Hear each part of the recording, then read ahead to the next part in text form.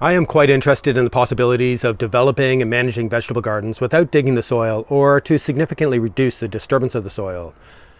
I still manage a few of the family scale gardens and some of the other growing spaces with digging or regular cultivation, but more of the gardens have shifted to a no-dig or reduced tillage method. The main no-till approach I've used involves simply placing compost on the surface of the soil, a method that I've been using for the no-dig family scale garden for a while, where the soil has never been cultivated or turned. In other growing spaces, we have shifted to using a similar approach of applying all the compost and fertility to the surface of the soil after an initial cultivation or deep digging, a method that we used when establishing the new polytunnel this year, which was mostly successful. But I've wanted to try out other methods of no-till or no-dig in establishing our growing spaces, using different materials to cover the ground to suppress the existing vegetation, and to provide the organic matter and fertility that is useful for building the soil and growing great crops of vegetables. And we are currently working to create a large no-till trial area, where we're using 5 different methods of establishing a vegetable garden without disturbing the soil underneath, to see how they compare. I've been wanting to establish this side-by-side comparison of different no-till methods for a few years, but haven't had the capacity or made the time to set it up and manage it properly until now. The site for this no-till trial is in the black plot, beside the larger polytunnel that we put up last year, and is part of the slow but gradual development of this intermediate scale growing space. This area of ground has been cultivated in the past, but has been fallow for a few years, with a wide variety of grasses and other vegetation on it, including a few pernicious weeds such as scotchgrass and a bit of bindweed. The alkaline topsoil in this space is not very fertile, and it is relatively free draining with a fair amount of rocks in it, but I found that it can grow good vegetables once enough fertility is added. I was planning on going over the entire site with a broad fork to loosen the soil a bit, but I decided to leave all the soil undisturbed to see how the different methods are able to develop the soil profile over the next few years. I roughly chopped back the grass and vegetation and spread some concentrated amendments on the surface of the soil, including seaweed dust, sulfur, and chicken manure pellets. These are the usual amendments that we like to add to boost some of the major nutrients and to supply some minor and trace elements that can be in short supply in the soil. Then the ground was covered with overlapping layers of cardboard. It would have been good to add several layers of cardboard to reduce the chance that the weeds would get through, but the supplies that we had collected over the year ended up not being enough.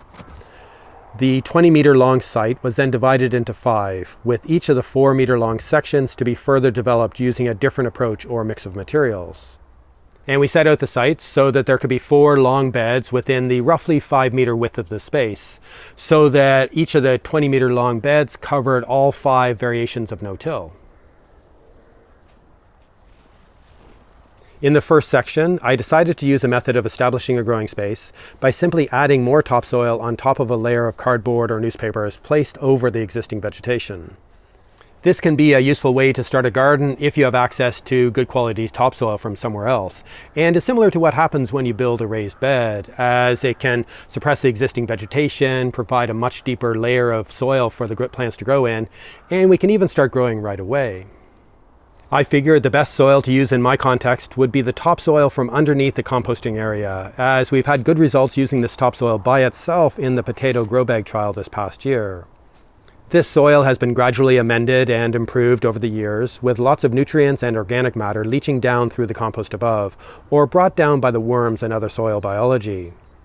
So we have been digging out this enriched topsoil, sieving it to remove some of the stones, and hauling it over to the no-till trial area, and filling the hole we dug with less fertile topsoil from another pile. We plan to continue to add more of this good quality topsoil over the next few months as we clear the older compost piles, and I plan to build up a layer of about 15 centimeters or 6 inches deep over the roughly 18 square meter area of this first section. Once the 30 wheelbarrow loads of soil are in place and leveled, we will top up each of the 4 growing beds with another wheelbarrow load of municipal compost and add wood chips to the paths. This top dressing will serve as a mulch to help reduce evaporation and will help to suppress the germination of some of the dormant weed seeds that are probably in the soil. And we plan to continue to add this additional layer of compost and wood chip each year to continue to build the fertility. Although there was lots of digging to move the soil, the existing soil in the growing area remains untouched, and the beds will not be turned or disturbed once they are established. I figured this combination of amendments on the existing vegetation, cardboard, a thick layer of fertile soil, then finished with compost and wood chip on top, will work well to suppress the existing vegetation and provide a deeper and more fertile topsoil to grow a good crop of vegetables. It did cost me a little bit to buy in the amendments and the municipal compost, but these could have been replaced with free materials. And this method makes really good use of the fertility that has been building up underneath the composting area. Another option for establishing a new no-till growing space is to cover the ground with a lot of wood chip, which is often referred to as the back to Eden method. I got a load of ramial wood chip delivered a few years ago, which contained a lot of smaller twigs and branches that I set aside for trying out a method like this. It is generally easier and recommended to let this wood chip decompose in the final growing space, which can apparently take some time to really mature.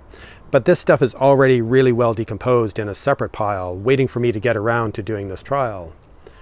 We had used some of this decomposed wood chip in the potato grow bag trial this past year, and after amending it with a lot of general purpose organic fertilizer, we were able to grow a good crop of potatoes in it. So I think it will work really well as part of this no-till trial, even though we haven't followed the regular advice.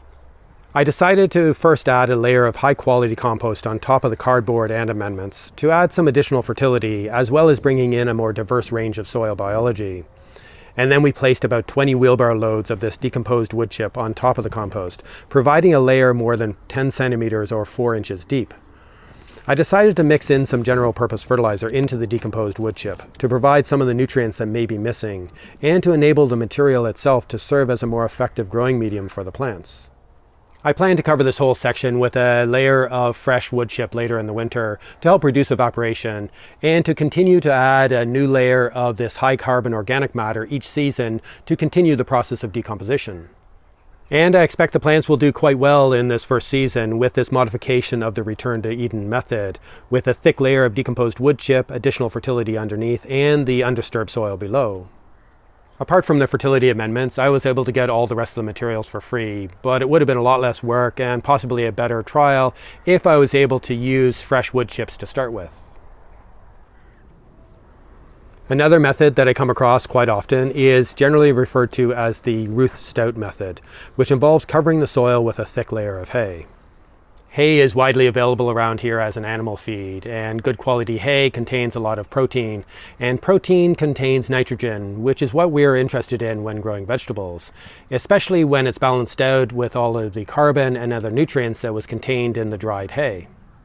I had bought about 20 bales of hay from a local farmer earlier in the year and stored it until I had a chance to start this trial, but I didn't cover it well enough, and part of the bales got wet and started to decompose. This would have been bad if I was using it for animal feed, but it was simply the start of the decomposition process that will start to feed the soil, which is what I wanted it for.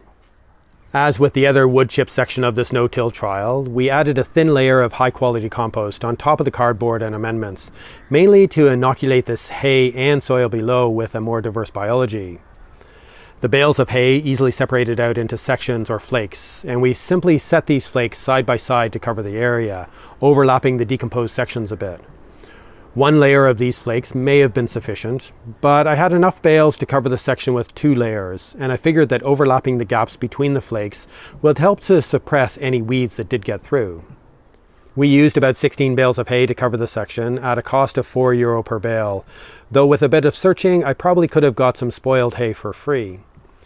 This produced a layer of compressed hay between 15 and 20 centimeters or 6 and 8 inches deep, and I don't know how this will respond to the cool and wet winters and springs that we get. It might become too wet and mushy underneath as it decomposes, and it will likely delay the soil warming up in the spring and possibly become a haven for slugs. So, although this method is quite easy and uses materials that are widely available, I'm not sure if it is appropriate for this climate or context, but I think it's worth including in this side-by-side trial, at least to see what issues might arise. For the fourth section of this trial, I decided to use a method that has been developed by Charles Dowding and others for a more temperate climate like this. This involves simply covering the ground with cardboard and a really thick layer of well-decomposed compost. It is a method that I started using a few years ago to manage the no-dig family-scale garden, and also used to establish the new polytunnel this past year. My experience in these gardens and in the grow bag trials this year is that this bulk municipal compost that I get and want to use in this trial is not very rich and probably takes several seasons before it can really contribute to the strong growth of plants. So I've taken the advice of other growers and placed a healthy 25 millimeter or 1 inch thick layer of high quality and biologically active compost at the base of the bed on top of the standard layer of cardboard and amendments. And with this section of the trial, I kept the bed separate from the paths and used a wooden frame to help fill the bed with the 125 millimeters of municipal compost, bringing the total depth to 150 millimeters or 6 inches. To fill the 4 sections of beds with a total area of about 13 square meters, this used up most of 2 large bags of municipal compost, which cost me about €150 total. We then filled the paths with the rougher compost from a nearby pile and topped this with a thick layer of woodchip. The dark compost on the surface of the beds in this section of the trial will probably warm up the fastest in the spring and will possibly be the most successful at growing a wide range of different vegetables, mainly because so much of the decomposition of all the organic matter is already mostly done. For the 5th section of this no-till trial, I'm using a deep litter mulch, or the Lasagne method that I learned about years ago through permaculture. This method involves using a deep blanket of lots of undecomposed organic material layered in with compost, cardboard, and various amendments. While it can include a fair amount of compost and other sources of fertility, it is also meant to supply a lot of food for worms and other decomposing organisms that will work through all the material and in the process hopefully develop excellent growing conditions, as well as smothering the existing vegetation. I had tried using this method years ago when I was first developing the no-dig garden, but it didn't work out very well, mainly because I didn't use enough materials, especially materials with enough fertility. And I ended up replacing this method with the approach of mulching with compost instead, partially because it became a habitat for slugs, and that the thick layer of organic matter seemed to keep the soil quite cool in the spring, delaying the crops and causing problems with growth. But I decided to try again with a better mix of materials to see how this method can be improved to grow a good crop of vegetables in this cool maritime climate. I started this section with a layer of the same amendments on the surface of the existing vegetation, added a layer of partially decomposed rough compost, then the layer of cardboard. On top of this, I added more of the rough compost, the remaining bales of spoiled hay, which I loosened up, and a range of partially decomposed organic matter, including material from a pile of mature grasses and vegetation that had dried out and not fully decomposed yet. I had also added the remains of a pile of municipal compost from 2 years ago and spread some nitrogen-rich hair meal pellets over the full section to ensure that there was enough nitrogen to balance out all of the carbon that we had added. On top of this, I decided to put another layer of cardboard in case I had imported any weed roots or seeds in all that diverse mix of materials that have been lying around. And then we added a thin layer of high quality and biologically active compost on top of the cardboard and topped the whole bed with a thick layer of straw. All these layers should be enough to smother the existing vegetation and provide a wide mix of food for the soil organisms and help develop the soil below, and includes a fair amount of concentrated fertility to hopefully create a very fertile growing conditions for the first season. And it was great to be able to make use of so much material from poorly managed piles of organic material that we had collected over the years. I'm not sure if this will work, but it will be interesting to see how it compares with the other no-till methods, as I think this deep mulch of undecomposed material is probably more appropriate for a warmer climate. I have been wanting to do this trial for a while, and it is great to finally get it started. I think it would have been better to have started all of this a few months ago when it was warmer, so that it would give more time for things to develop and for more of the decomposition to occur before anything is planted next spring. I also suspect that some of the weeds will make it up through the overlapping layers of cardboard and up through the rest of the material. And we probably imported pieces of scotchgrass roots and the roots of other pernicious weeds and some of the woodchip and other compost, and these will need to be pulled out. If there are a lot of weed issues next spring, I plan to cover the entire area with a tarp or ground cover fabric for a few months to kill them off. So I'm going to delay planting anything in these no-till trial beds until at least early summer next year to make sure that all of the weed issues are taken care of and to give enough time for the useful biological processes to become really developed in each of the 5 sections of this trial. And this will allow the material and the soil underneath to warm up, and some sections will probably warm up a lot quicker than others. And this might be one of the key factors that differentiates the 5 methods.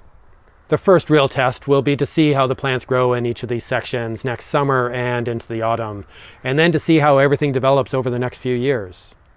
Although each section has been started with an abundance of material, essentially front-loading a lot of organic matter and fertility, I will need to figure out how to manage each of these sections so that we can continue to get the best crops year after year. I am really looking forward to seeing the differences of these approaches for establishing a vegetable garden in this climate without digging or tilling the soil below, and to figure out how each of these methods can be improved to be able to work better in this context and climate.